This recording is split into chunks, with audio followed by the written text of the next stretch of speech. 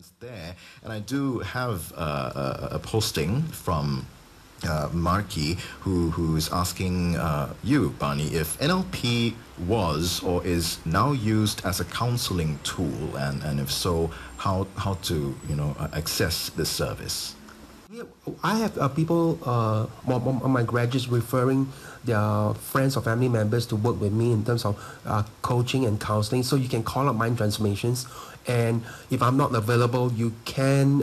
We will assign you what we call the other life coaches. But is it traditionally used NLP in terms of like counseling for trauma or dealing with Yeah. painful In fact, change? NLP started back in 1971, and it kind of grew out from the field of psychotherapy, because the first few people that we studied in terms of modeling, right, were Milton Erickson, Fritz Perls, Virginia Satir, and these are what we call well-known psychotherapists. And Virginia Satir is very well-known in family counseling, and so in the family so-called counseling circuit, she is very, very good.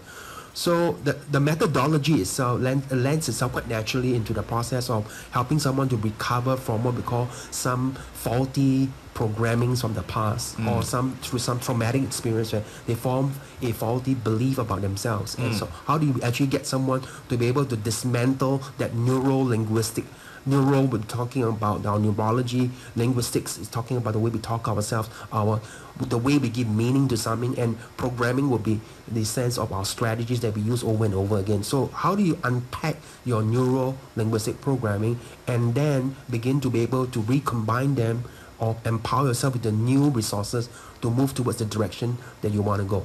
So it's quite natural. Yeah. Does this also entail, because I'm just wondering about some of the clients that you have had before, Yeah. have you come across people who come in, perhaps individuals who are very fearful, actually full of self-doubt, and you are able to bring them to a level where they feel more courage to take control of their life? Yeah, I think that's a very typical scenario.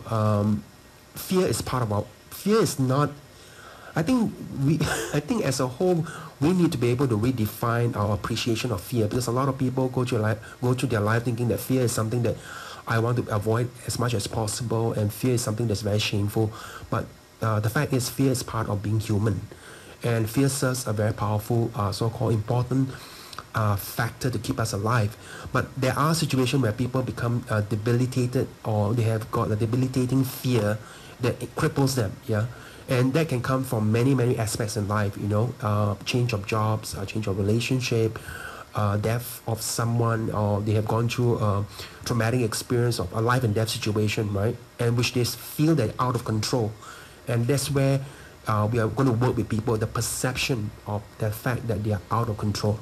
So, so that's something that's very common for people to be able to work. And the whole idea about NLP is to be able to find out what's not working, and then be able to dismantle it, and then recombine it, and adding what we call new resources, so that you can then have a new strategy to move in the direction that you want to go. So through a process of discovery, information gathering, getting them to be able to rehearse their minds, to be able to in some way to reinvent the way they hold their emotion and their state of mind, so that they can then come up with a new strategy to overcome their fear and move towards. I think the key to that is actually being focused on what we call what you want, as opposed to what you don't want. The problem is a lot of people talk about what they don't want, which is a very... Focusing on the negative and trying to prevent bad things from happening, instead of focusing more on the good things that are already there. They are just allowing them to pass. So, I mean, this is one of my very important skills that I talk about in my class over and over again.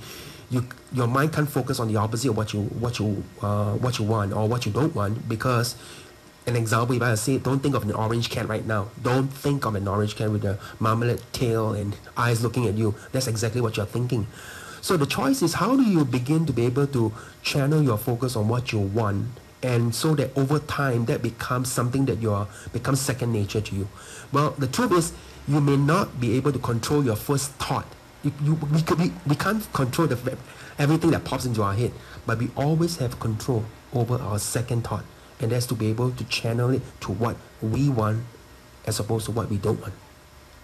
And I'm chatting today with Barney Wee, who is a founder and trainer, coach and management consultant of Mind Transformations. More information at mindtransformations.com. We're chatting about self-empowerment today, developing your self and personal power.